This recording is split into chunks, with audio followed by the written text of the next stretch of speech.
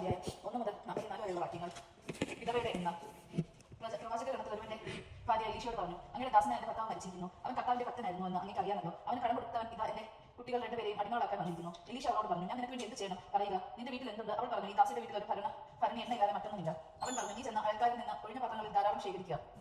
പിന്നെ നീയും നിന്റെ പുത്രന്മാരും അകത്ത് കടന്ന് പാത്രങ്ങളിൽ എണ്ണ പകരുക, നിറയുന്നതും മാറ്റി വയ്ക്കുക. അവൾ വീട്ടിൽ ചെന്ന പുത്രന്മാരെ അകത്ത് വിളിച്ച് വാതിലടച്ച് അവൾ പകരുകയും അവൾ പാത്രങ്ങൾ എടുത്തു കൊടുക്കുകയും ചെയ്തു. പാത്രങ്ങൾ നിറഞ്ഞപ്പോൾ അവൾ പുത്രനോട് ഇനി കൊണ്ടുവരിക എന്ന് പറഞ്ഞു. ഇനി പാത്രം ഇതാണെന്ന് പറഞ്ഞു. പറഞ്ഞപ്പോൾ എണ്ണയുടെ ഉടക്കം വിളിച്ചു. അവൻ ദൈവപുരുഷന്റെ അടുത്ത് ചെന്ന് വിവരം അറിയിച്ചപ്പോൾ അവൻ പറഞ്ഞു, എണ്ണ വിറ്റ് കടം വീട്ടുക, ശേഖരിക്കുന്നതുകൊണ്ട് നീയും പുത്രന്മാരും ഉപജീവനം കഴിക്കുക. ശൂന്യംകാരിയുടെ മകൻ. ഒരിക്കൽ എലീശ ശൂന്യമിൽ ചെന്നപ്പോൾ ഒരു ധനിക അവനെ ഭക്ഷണത്തിന് ക്ഷണിച്ചു. ആ വഴി കടന്നു പോകുമ്പോഴെല്ലാം അവൻ ഭക്ഷണത്തിന് ആ വീട്ടിൽ ചെല്ലുക പതിവായിരുന്നു. അവൾ ഭർത്താവിനോടും പറഞ്ഞു, ഇതിലേക്ക് പോകാനുള്ള ആ മനുഷ്യൻ ഒരു ദൈവപുരുഷനാണ്. നമുക്ക് മട്ടുപാവിൽ ചെറിയ ഒരു മുറി ഉണ്ടാക്കി അതിൽ കിടക്കുകയും മേശയും കസേരയും വിളക്കും വയ്ക്കാം. വരുമ്പോഴേക്ക് അവന് അവിടെ വിശ്രമിക്കാമല്ലോ. ഒരിക്കൽ അവൻ അവിടെ വിശ്രമിക്കുകയായിരുന്നു. ശൂന്യംകാരിയെ വിളിക്കാൻ അവൻ തന്റെ ഭൃത്യൻ ഗസിയോട് പറഞ്ഞു. അവൻ വിളിച്ചപ്പോൾ അവൾ വന്ന് മുൻപിൽ നിന്ന് എലീശ ഭൃത്യനോട് പറഞ്ഞു, അവളോട് പറയുക, നീ ഞങ്ങൾക്ക് വേണ്ടി എത്ര ബുദ്ധിമുട്ടി, ഞങ്ങൾ എന്താണ് നിനക്ക് വേണ്ടി ചെയ്യുന്നത്? രാജാവിനോട് സൈന്യാധിപനോട് ശുപാർശ ചെയ്യണമോ? അവൾ പറഞ്ഞു, ഞാൻ വസിക്കുന്നത് എന്റെ ജനത്തിന്റെ കൂടെയാണ്. എലീശ പറഞ്ഞു, അവൾക്ക് വേണ്ടി എന്താണ് ചെയ്യേണ്ടത്? ഗഹസി പറഞ്ഞു, അവൾക്ക് മക്കളില്ല, ഭർത്താവ് വൃദ്ധനുമാണ്. അവൻ പറഞ്ഞു, അവളെ വിളിക്കുക. വിളിച്ചപ്പോൾ അവൾ വാതിൽക്കൽ വന്ന് നിന്നു. എലീശ പറഞ്ഞു, അടുത്ത വർഷം ഈ സമയത്ത് ഒരു പുത്രനെ തലോലിക്കും.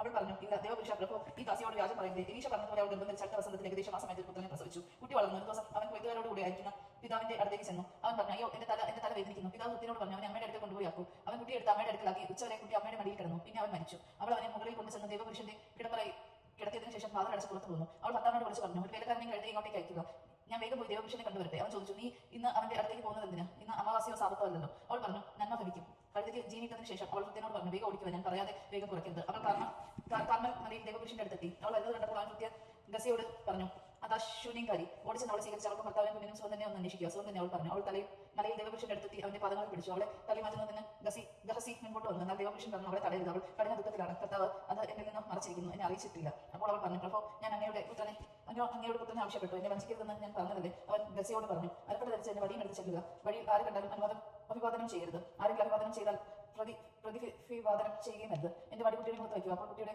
അമ്മ പറഞ്ഞു, കർത്താവിനെയും അങ്ങനെയും സാക്ഷിയാക്കി ഞാൻ പറയുന്നു, ഞാൻ അങ്ങേ വിട്ട് പോകില്ല. അപ്പോൾ അവൻ അവളെ അനുഗമിച്ചു. ഗഹസി മുൻപേ പോയി വടികുട്ടിയുടെ മുഖത്ത് വെച്ചു. എന്നാൽ അനക്കമോ ജീവന്റെ ലക്ഷണമോ ഉണ്ടായില്ല. അവൻ മടങ്ങി വന്ന് എലീശയുടെ കുട്ടി ഉണർന്നില്ലെന്ന് പറഞ്ഞു.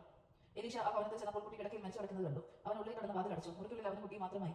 എലീശ കർത്താവിനോട് പ്രാർത്ഥിച്ചു. അനന്തരം കിടക്കയിൽ കയറി തന്റെ കുട്ടിയുടെ വായോടും തന്റെ കണ്ണുകളോടും തന്റെ കൈകളോടും ചേർത്ത് വെച്ച് അവന്റെ മേൽ കിടന്നു. അപ്പോൾ കുട്ടിയുടെ ശരീരം ചൂട് പിടിച്ചു തുടങ്ങി. എലീശ എഴുന്നേറ്റ് മുറിയിൽ അങ്ങോട്ടും ഇങ്ങോട്ടും ഒരു പ്രാവശ്യം നടന്നു. വീണ്ടും കുട്ടിയുടെ മേൽ കിടന്നു. കുട്ടി 7 പ്രാവശ്യം തുമ്പിയതിനു ശേഷം കണ്ണു തുറന്നു. എലീശ ഗഹസിയോട് ശൂന്യംകാരിയെ വിളിക്കുക എന്ന് പറഞ്ഞു. അവൻ വിളിച്ചു. അപ്പോൾ അവൾ വന്നു. എലീശ അവളോട് പറഞ്ഞു, നിന്റെ പുത്രനെ എടുത്തുകൊള്ളുക. അവൾ അവന്റെ പാദത്തിങ്കൽ വീണ്ടും നമസ്കരിച്ചു. എന്നിട്ട് കുട്ടിയെ എടുത്തുകൊണ്ട് പോയി. വിശക്കലർന്ന ഭക്ഷണം. എലീശ വീണ്ടും ഗിൽഗാലിലെത്തി. അവിടെ ക്ഷാമമായിരുന്നു. പ്രവാചക ഗണം മുൻപിലിരിക്കെ അവൻ ഭൃത്യനോട് പറഞ്ഞു, പ്രവാചകഗണത്തിന് വലിയ പാത്രത്തിൽ അവിയൽ തയ്യാറാക്കുക. അവരിൽ ഒരാൾ വയലിൽ നിന്ന് സസ്യങ്ങൾ ശേഖരിക്കുമ്പോൾ ഒരു കേട്ടുമുന്തിരി കാണുകയും അതിൽ നിന്ന് മടി നിറയെ കൈകൾ വരച്ചെടുക്കുകയും ചെയ്തു. അവ എന്താണെന്ന് മനസ്സിലാക്കാതെ നുറുക്കി പാത്രങ്ങളിലിട്ടു.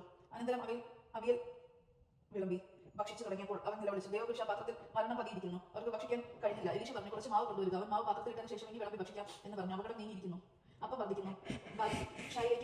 ബാദ്ഷായിൽ നിന്ന് ഒരാൾ ആദ്യ ഫലങ്ങൾ കൊണ്ടുണ്ടാക്കിയ കുറെ അപ്പവും 20 പാർലിയപ്പവും കുറെ പുതിയ ധ്യാന കഥകളും സഞ്ചിയിലാക്കി കൊണ്ടുവന്ന ദേവപുരുഷന് കൊടുത്തു. അപ്പോൾ എലീശ പറഞ്ഞു, ഇത് അവർക്ക് കൊടുക്കുക, ഇവർ ഭക്ഷിക്കട്ടെ. ഭൃത്യൻ ചോദിച്ചു, 100 ആളുകൾക്കായി ഇത് ഞാൻ എങ്ങനെ പങ്കുവയ്ക്കും? അവൻ ആവർത്തിച്ചു, കൊടുക്കുക, അവൻ ഭക്ഷിക്കട്ടെ. എന്നാൽ കർത്താവ് അരുൾ ചെയ്യുന്നു, അവൻ ഭക്ഷിക്കുകയും മിച്ചം വരികയും ചെയ്യും. ഭൃത്യൻ അതവർക്ക് വിളമ്പി. കർത്താവ് ചെയ്തതുപോലെ അവൻ ഭക്ഷിച്ചു മിച്ചം വരികയും ചെയ്തു. ദൈവജനമാണ് നാം കേട്ടത്. നമുക്ക് ദൈവത്തെ സ്തുതിക്കാം. ക്രിസ്തുവിനെ സ്തുതി.